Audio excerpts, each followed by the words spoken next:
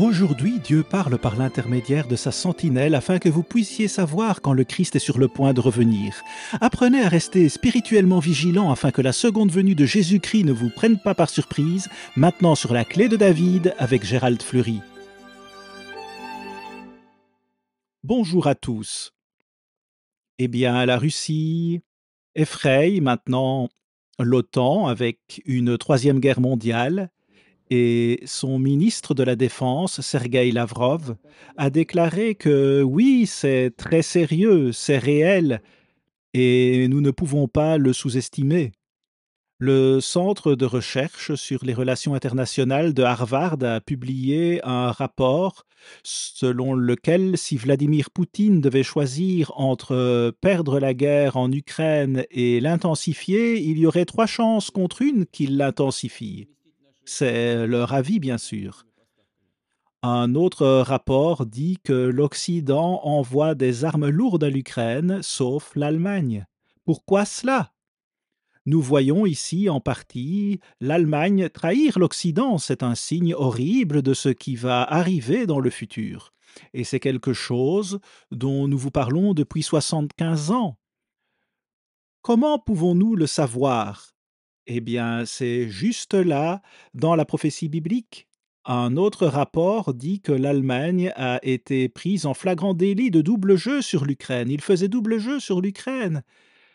Et cela montre qu'ils sont vraiment un soutien secret pour la Russie. Eh bien, qu'est-ce que cela signifie? Cela signifie qu'ils font des accords en coulisses. Il se passe quelque chose ici. Il y a beaucoup plus qu'il n'y paraît. Il y a une raison pour laquelle l'Allemagne agit ainsi. Et ça ne peut pas être un acte noble, c'est sûr. Mais encore une fois, nous vous disons et prophétisons depuis 75 ans que l'Allemagne va trahir les États-Unis et la Grande-Bretagne, qui sont vraiment l'Israël prophétique d'aujourd'hui. Et le magazine Bild a vu que l'Allemagne avait en fait une liste d'armes lourdes et d'armes plus légères, et qu'elle a simplement supprimé toutes les armes lourdes destinées à l'Ukraine, puis a menti à ce sujet. Mais la vérité a été révélée par le journal Bild, et cela a été assez gênant pour l'Allemagne. Mais souvenez-vous, il y a une prophétie qui dit que vous feriez mieux de faire attention à vos amoureux, parce que c'est quelque chose qui va arriver en ce temps de la fin si nous ne tenons pas compte du message de Dieu. Notez ce qui est dit dans Luc 21 et le verset 22, car ce sont des jours de vengeance pour l'accomplissement de tout ce qui est écrit. Donc vous feriez mieux de boucler votre ceinture de sécurité parce que toutes ces choses qui n'ont pas été accomplies vont être accomplies, et il y en a encore beaucoup à venir. Le verset 26 parle des hommes rendant l'âme de terreur, dans l'attente de ce qui surviendra pour la terre, car les puissances des cieux seront ébranlées. Alors on verra le Fils de l'homme venant sur une nuée avec puissance et une grande gloire. Maintenant, tout cela parle de mauvaises nouvelles juste avant la seconde venue de Jésus-Christ. Et il doit revenir pour arrêter la guerre nucléaire où il n'y aurait aucune chair sauvée vivante, selon Matthieu 24, verset 21 dans la traduction de Moffat. Mais il y a plus d'une centaine de prophéties pareilles dans la Bible. Les gens devraient en parler, enseigner et prophétiser à ce sujet. Des hommes qui rendent l'âme de terreur et ce genre de choses. Quand ces choses commenceront à arriver, redressez-vous et levez vos têtes parce que votre délivrance approche. Et il leur dit une comparaison. Voyez le figuier et tous les arbres. Dès qu'ils ont poussé, vous connaissez de vous-même en regardant que déjà l'été est proche. De même, quand vous verrez ces choses arriver, sachez que le royaume de Dieu est proche. Le royaume de Dieu est sur le point de venir sur cette terre. Et oh, si vous regardez autour de vous, on peut sûrement voir que c'est notre seul espoir. Si nous comprenions vraiment, vraiment ce qui se passe dans ce monde, il y a des bombes nucléaires qui prolifèrent partout sur la Terre. Comment cela va-t-il finir? Eh bien, ça va se terminer avec Jésus-Christ qui arrêtera tout ceci en revenant pour gouverner cette terre. Remarquez le verset 33, le ciel et la terre passeront, mais mes paroles ne passeront point. Prenez garde à vous-même, de crainte que vos cœurs ne s'apesantissent par les excès du manger et du boire, et par les soucis de la vie, et que ce jour ne vienne sur vous à l'improviste. Le verset 35, car il viendra comme un filet sur tous ceux qui habitent sur la face de toute la terre. Veillez donc et priez en tout temps afin que vous ayez la force d'échapper à toutes ces choses qui arriveront et de paraître debout devant le Fils de l'homme. Dieu parle à son propre peuple. Il dit, écoutez, il va falloir que vous soyez jugés dignes d'échapper physiquement et d'être protégés. Et tout cela se passe juste avant la seconde venue de Christ. Et il y a beaucoup de prophéties comme celle-ci. Méfiez-vous de l'ivresse et des plaisirs de ce genre pendant ces temps vraiment terribles parce que vous devez vous assurer que vous êtes spirituel et si vous voulez veiller, vous devrez veiller à la manière de Dieu et non à la manière dont les êtres humains veillent normalement. On doit prouver où se trouve Jésus-Christ. Jésus-Christ est la tête de sa véritable Église et on doit prouver cela. On peut savoir où il est. On peut absolument le savoir. Que voulait dire le Christ quand il a déclaré veillez et priez en tout temps? C'est ce qu'il a dit. Que voulait-il dire par là? Eh bien, je vais vous le dire. Il a dit que si vous comprenez la prophétie, vous avez un sens du danger de ce qui se passe dans ce monde. Il est dit dans Matthieu 24 et au verset 42 que l'on doit veiller. Veillez donc, car vous ne savez pas à quelle heure votre Seigneur vient. C'est un temps de grandes ténèbres. Il vient à minuit, la partie la plus sombre des 24 heures. Allons-nous être dignes de nous échapper? Vous devez en être dignes selon Dieu. Et il s'adresse à tout le monde, s'ils ont un intérêt à cela. Matthieu 25 et le verset 6 dit, au milieu de la nuit, une période de grande obscurité, on cria. Vous voyez, il y avait un grand cri qui sortait à propos de toute cette obscurité spirituelle, mais il dit aussi qu'il y a de la lumière. Il y a de la lumière dans ce monde très sombre, si nous la voulons. Alors c'est le seul espoir de l'homme et il ne le sait pas vraiment, la plupart des gens ne le savent pas. Mais ils vont le savoir bientôt. Ils vont le savoir. Si vous jetez un coup d'œil à Matthieu chapitre 25 et les 10 ou 11 premiers versets, vous verrez qu'il est question des vierges folles qui ont attendu trop tard pour se sauver de cette horrible catastrophe nucléaire qui nous attend si nous ne nous réveillons pas. Il y a de nombreuses prophéties qui vous disent cela, mais il y a de bonnes nouvelles ici si nous sommes prêts à écouter Dieu. Trop souvent, les gens attendent jusqu'à ce qu'il soit trop tard, juste trop tard. Des guerres sont perdues parce qu'on attend trop tard pour se préparer et défier l'ennemi, généralement lorsqu'il s'agit d'un tyran. Et c'est presque la routine dans tout ce que nous faisons, semble-t-il. Remarquez ce qui est dit au verset 21 de Matthieu 24. Car alors la détresse sera si grande qu'il n'y en a point eu de pareil depuis le commencement du monde jusqu'à présent et qu'il n'y en aura jamais. Et si ces jours n'étaient abrégés, personne ne serait sauvé vivant selon la traduction de Moffat. Mais à cause des élus, ces jours seront abrégés. C'est une promesse absolue de Dieu. Nous ne serons pas détruits. Toute chair ne va pas être détruite par les armes nucléaires et les armes de destruction massive. Le verset 32 dit Instruisez-vous par une comparaison tirée du figuier. Nous en avons déjà parlé. Puis le verset 34. Je vous le dis en vérité, cette génération ne passera point que tout cela n'arrive. Toutes ces choses vont arriver. Il s'agit de toutes ces prophéties et certaines d'entre elles ne sont certainement pas plaisantes. Oui, le verset 37, ce qui arriva du temps de Noé arrivera de même à l'avènement du Fils de l'homme, car dans les jours qui précédèrent le déluge, les hommes mangeaient et buvaient, se mariaient et mariaient leurs enfants, jusqu'au jour où Noé entra dans l'arche. En d'autres termes, ils continuaient leur vie comme d'habitude, malgré les avertissements de Noé concernant le déluge à venir. Puis le verset 39, et ils ne se doutèrent de rien jusqu'à ce que le déluge vînt et les emporta tous. Il en sera de même à l'avènement du Fils de l'homme. Vous voyez, les gens ne vont pas s'y attendre. Ils continuent simplement leur vie comme d'habitude. Ils continuent leur sport et leur divertissement et tout ce qu'ils aiment faire. Ils ont mis les plaisirs devant Dieu. Et c'est ainsi que cela se passe dans ce temps de la fin. Dieu dit que ce sera exactement comme à l'époque de Noé. Ils ne s'en rendront compte que lorsqu'il sera trop tard.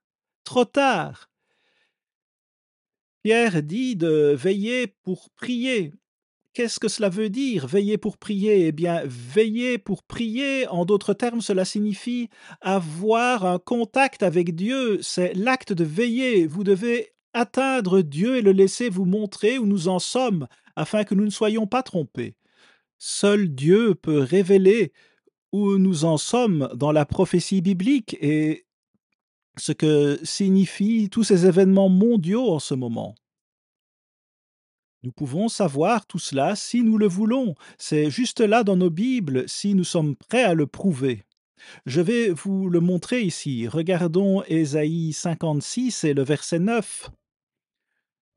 Vous toutes bêtes des champs, venez pour manger, vous toutes bêtes de la forêt. Eh bien, il illustre quelque chose que nous devrions tous voir, c'est la condition d'Israël dans ce temps de la fin.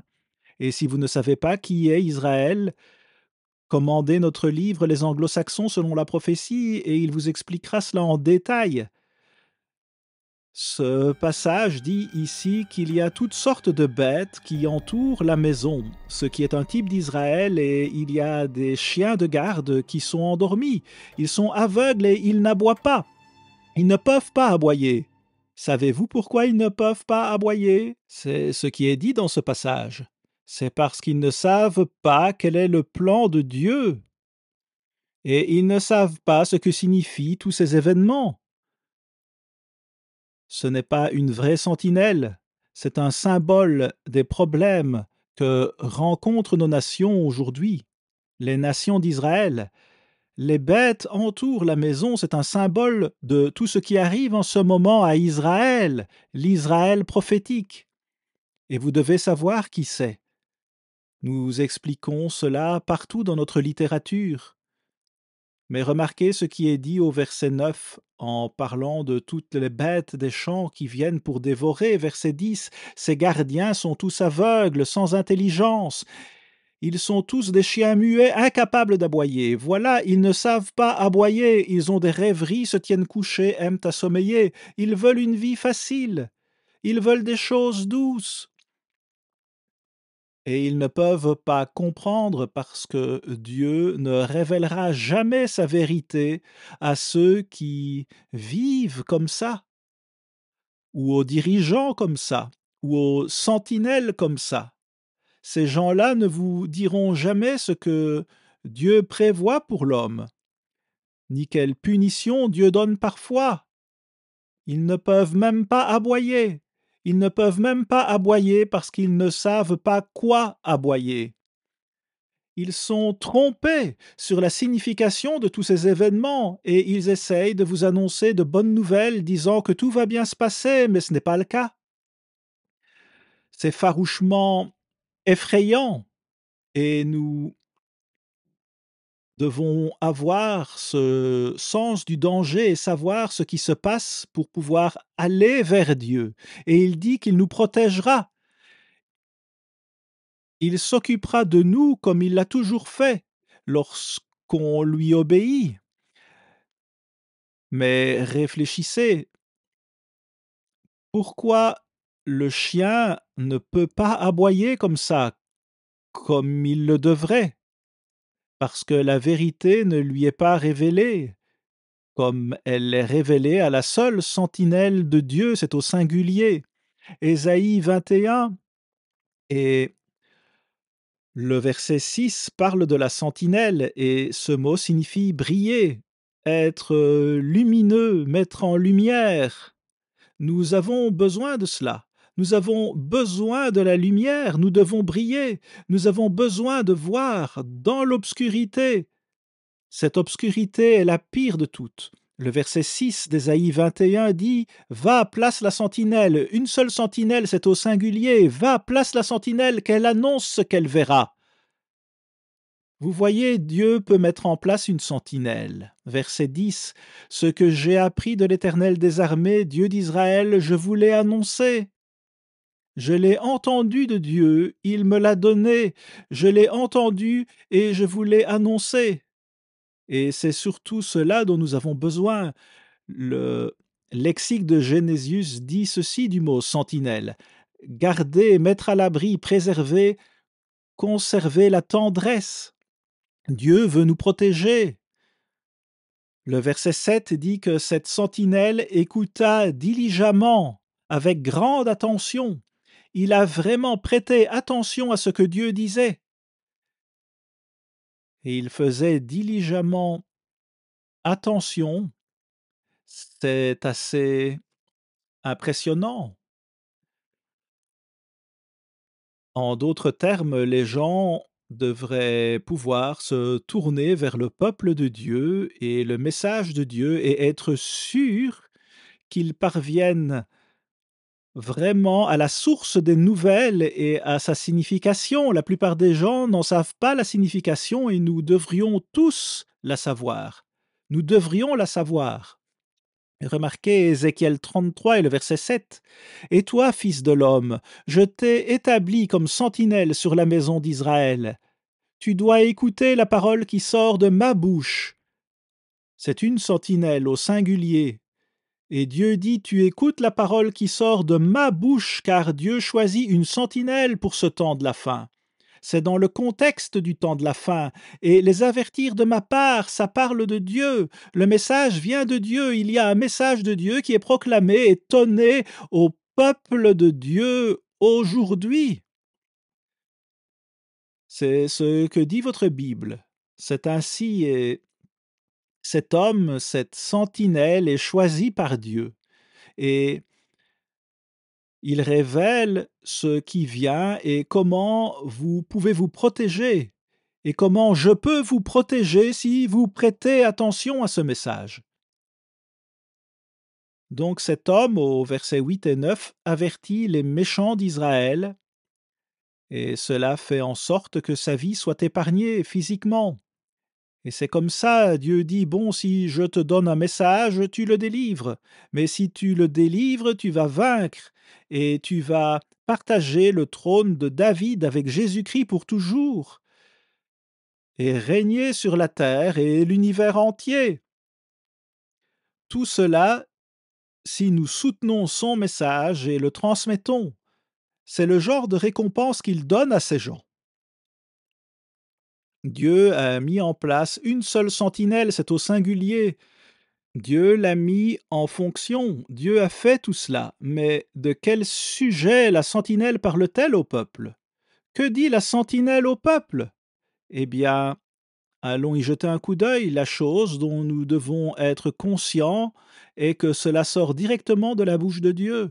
N'oubliez pas que cela sort directement de la bouche de Dieu et que seul Dieu peut nous montrer ce qui va arriver. Seul Dieu sait et comprend vraiment tous ces événements. Vous voyez, on dit souvent des sentinelles, mais faites attention, Dieu n'opère pas de cette façon. Il travaille par le biais d'une sentinelle avec beaucoup de partisans loyaux qui savent vraiment que c'est le Christ qui dirige, pas un homme. Et ils sont ravis d'en faire partie. Ils sont tous ravis. La sentinelle et tout le monde. parce que c'est un si grand honneur de savoir et de comprendre ce qui sort de la bouche de Dieu. Ce qui sort de la bouche de Dieu. Nous devons faire attention à la façon dont nous considérons ce mot sentinelle. Quand les gens parlent de sentinelle au pluriel, eh bien, ils sont généralement dans les profondeurs du mal et vraiment, pour avoir le bon sens ici, il faut dire sentinelle au singulier. Alors, regardons le verset 11 pour voir à quel point c'est sérieux. Eh bien, nous pouvons commencer par le verset 10. On lit au verset 8 quand je dis. Donc c'est Dieu qui parle. Maintenant, le verset 10, et toi, fils de l'homme, dis à la maison d'Israël, vous dites, nos transgressions et nos péchés sont sur nous, et c'est à cause d'eux que nous sommes frappés de langueur. Comment pourrions-nous vivre? Vous voyez, Dieu dit, ce que je dis maintenant, c'est que les gens se languissent dans leurs péchés, ils dégénèrent et ne comprennent pas grand-chose. C'est gênant de voir à quel point même certains de nos dirigeants sont ignorants. Ça ne devrait pas être comme ça. Dieu ne voudrait pas qu'il en soit ainsi si nous écoutions son message. Mais au verset 10, si l'on examine la phrase frappée de langueur, cela peut se lire des matières corrompues coulent dans mes tumeurs. Il utilise cet exemple. En d'autres termes, nous pouvons littéralement pourrir à cause de nos drogues, nos péchés et nos maladies, parce que nous violons les lois, les lois physiques dont Jésus-Christ a payé la pénalité, étant battu sauvagement au point d'être plus défiguré que tout autre homme pour payer nos péchés physiques, et ensuite son sang pour nos péchés spirituels. Quelle merveilleuse bénédiction! Verset 11. Dis-leur, je suis vivant, dit le Seigneur l'Éternel. Ce que je désire, ce n'est pas que le méchant meure, c'est qu'il change de conduite et qu'il vive, qu'il vive. Revenez, revenez de votre mauvaise voie, et pourquoi mourriez-vous, maison d'Israël? Ce sont des mots assez forts, il veut que nous vivions en tant qu'individus et dans notre ensemble. Herbert Armstrong avait l'habitude de dire, eh bien, si vous ne mettez pas votre cœur dans l'œuvre de Dieu, vous ne grandissez pas, vous dégénérez. Tout simplement, et c'est vrai spirituellement. Remarquez le verset 30. Et toi, fils de l'homme, les fils de ton peuple parlent contre toi ou à propos de toi auprès des murs et aux entrées des maisons. Ils parlent l'un avec l'autre, chacun avec son frère, disant, venez donc et écoutez quelle est la parole qui est sortie de la part de l'Éternel. Et ils viennent vers toi comme vient un peuple, et ils s'asseyent devant toi comme étant mon peuple, peut-être devant la télévision, et ils entendent tes paroles, mais ils ne les pratiquent pas. Car de leur bouche ils disent des choses agréables, ils parlent tout le temps d'amour, mais leur cœur va après leur gain déshonnête. Puis le verset 33. Et quand la chose arrivera, la voici qui arrive, alors ils sauront qu'il y a eu un prophète au milieu d'eux. Ils vont savoir qu'un prophète était parmi eux. La sentinelle est donc aussi un prophète. Cela signifie que Dieu a révélé sa vérité à cette sentinelle. Et si nous y prêtons attention et écoutons le message de Dieu, il dit « Je vais vous protéger, je veux que vous viviez ». À la semaine prochaine, ici Gérald Fleury. Au revoir les amis.